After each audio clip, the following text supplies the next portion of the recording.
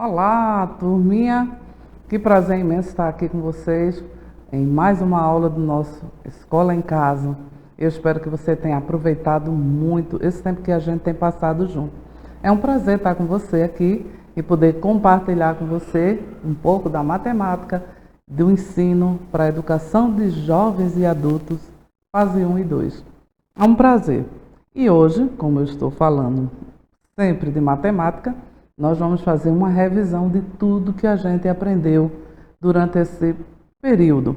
E ao mesmo tempo em que você vai revendo, outras pessoas vão experimentando um pouco do que a gente estudou e aí pode voltar nas aulas anteriores, né, aquelas que a gente já gravou, e poder aprender um pouco mais de forma prática, de forma conceitual, matemática.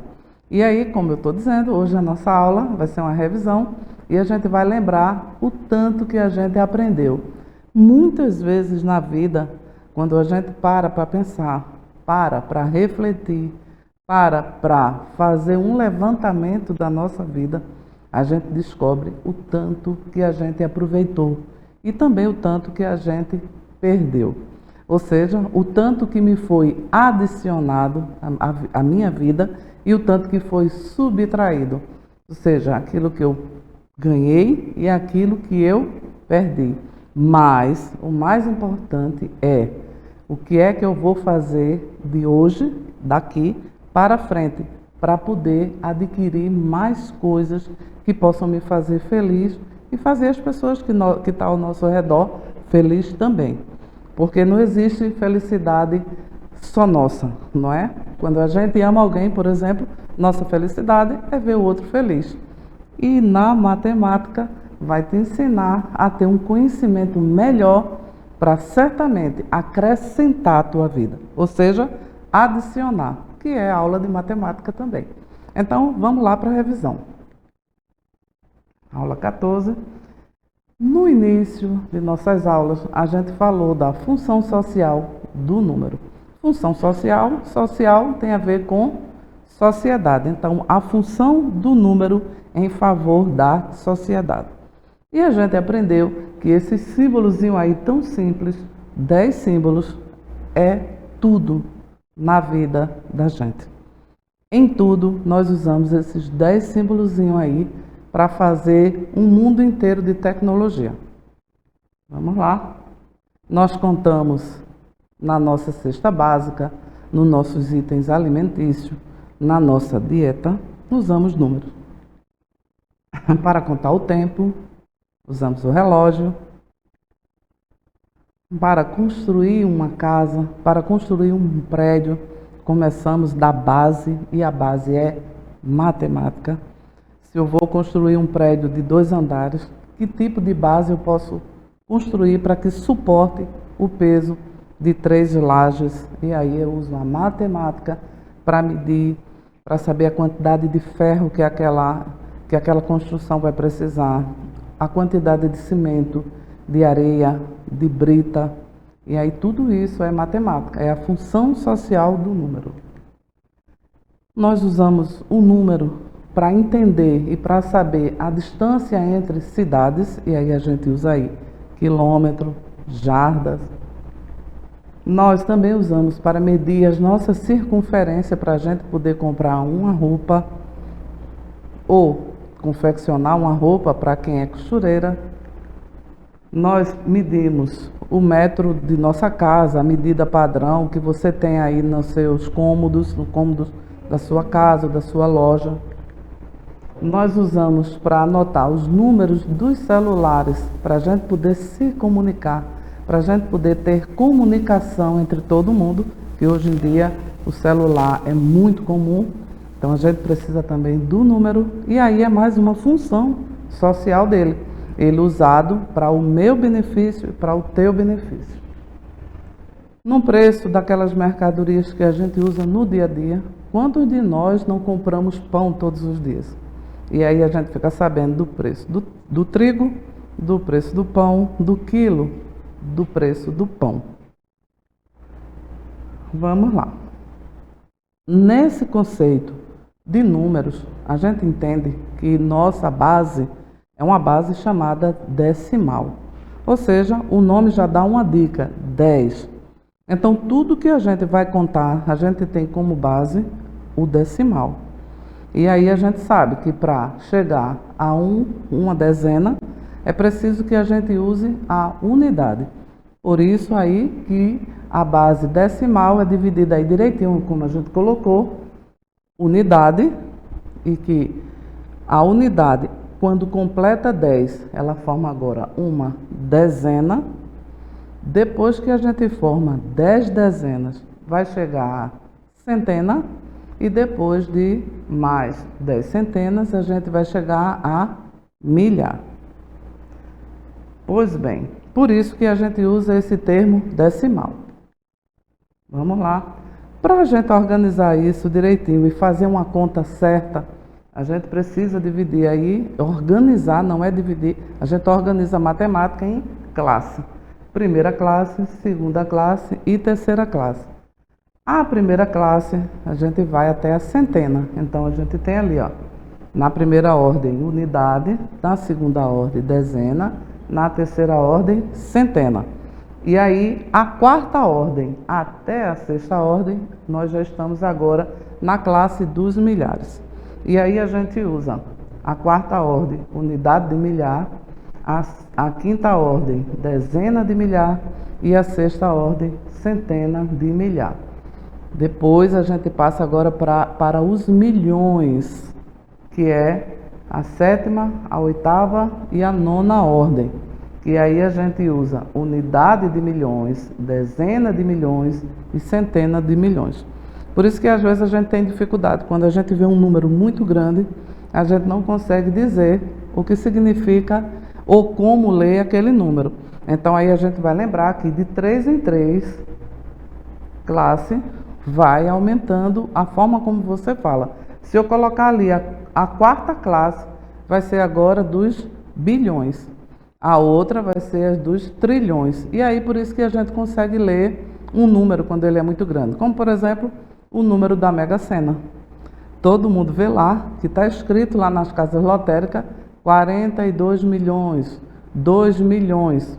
Mas aí por escrito eu tenho lá 2 e a palavra milhões. Mas como eu faria para escrever isso em número?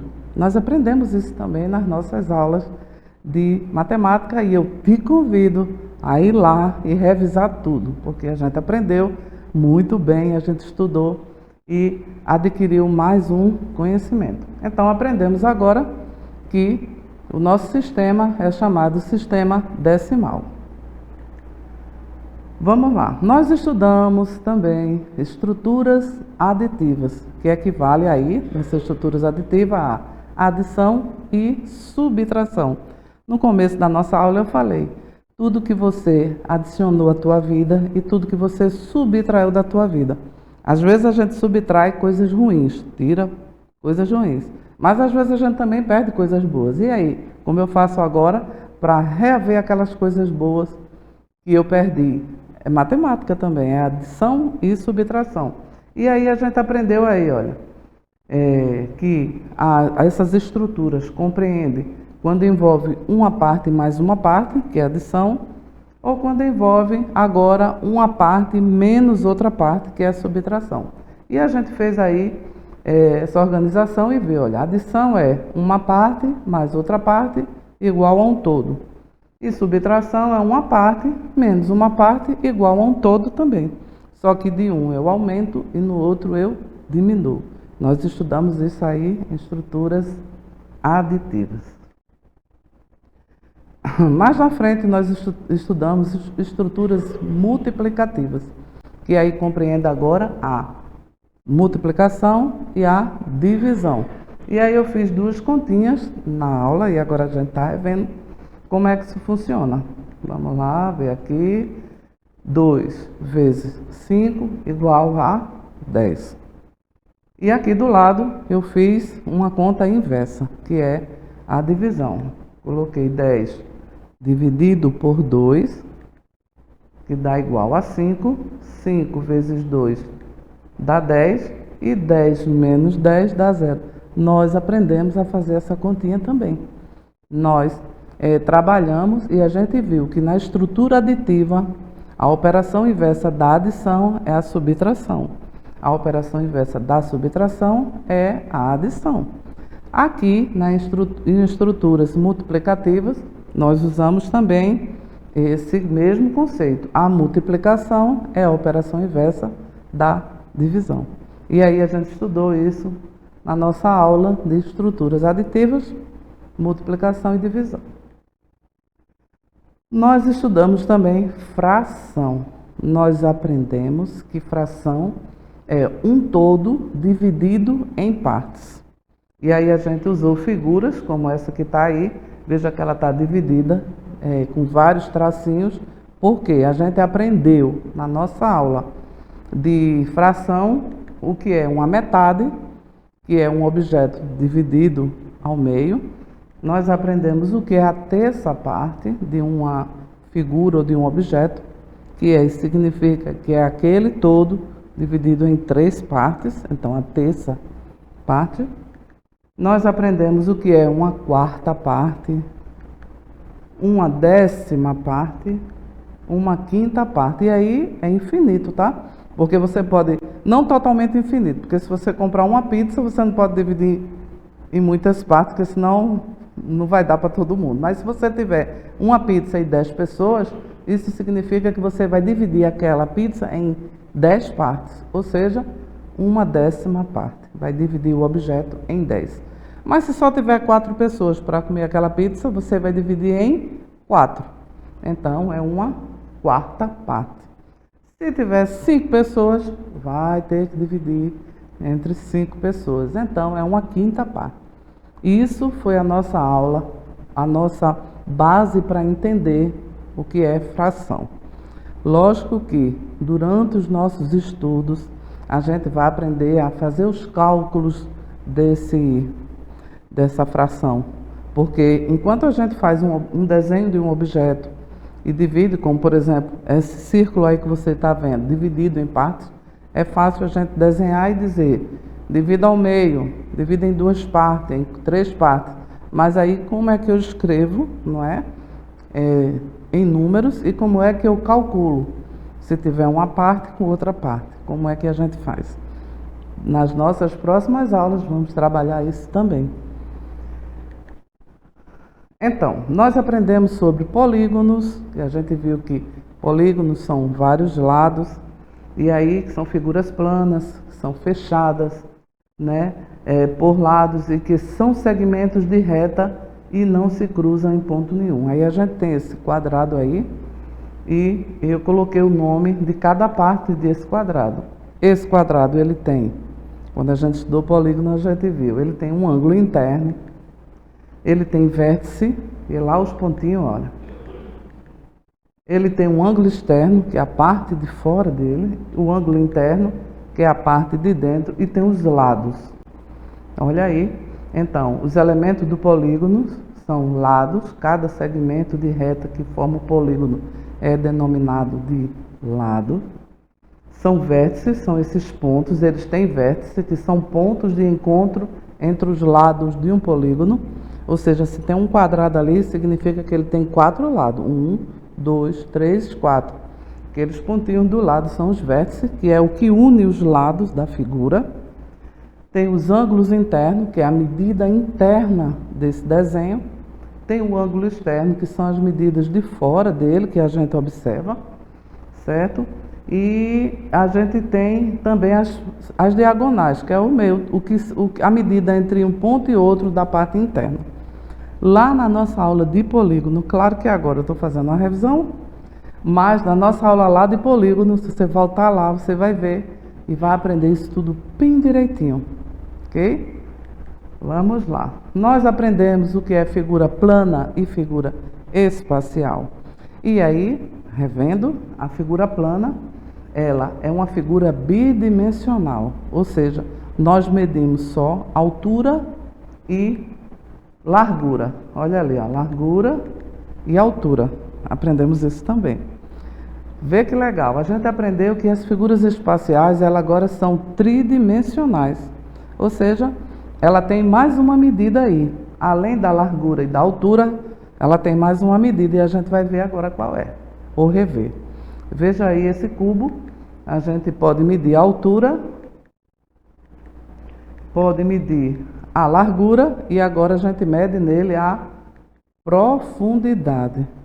Na primeira figura lilazinha ali, você só consegue observar altura e largura.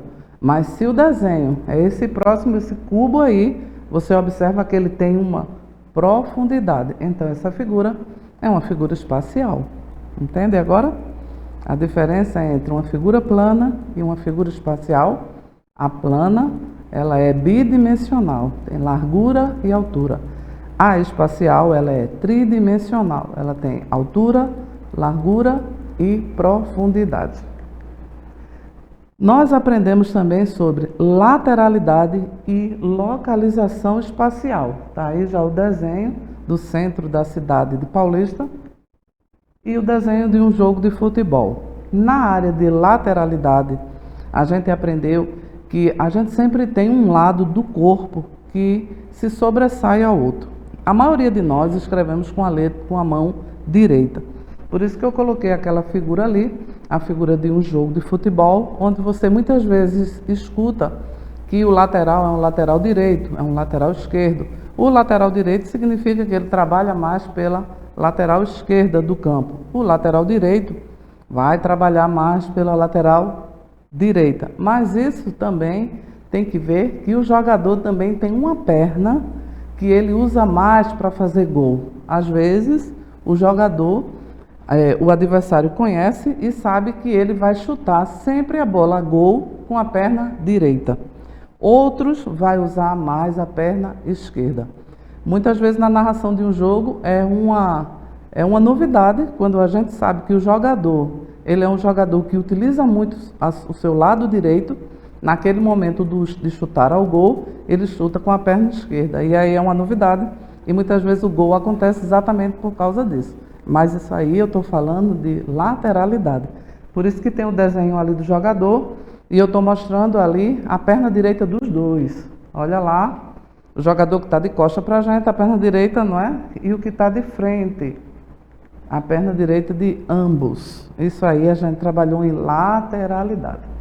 Já em localização espacial, a gente aprendeu que a localização espacial necessita que você tenha um ponto de referência para você medir e dizer, daqui até o centro de Paulista são 1 quilômetro, mas daqui de onde? Aí você vai usar um lugar fixo para medir e dizer que da igreja de Santa Isabel, ali no centro de Paulista, até Abreu e Lima, qual é a medida, qual é a distância. E aí a gente usa, para entender sobre localização espacial, a gente usa esses termozinhos aqui. Olha.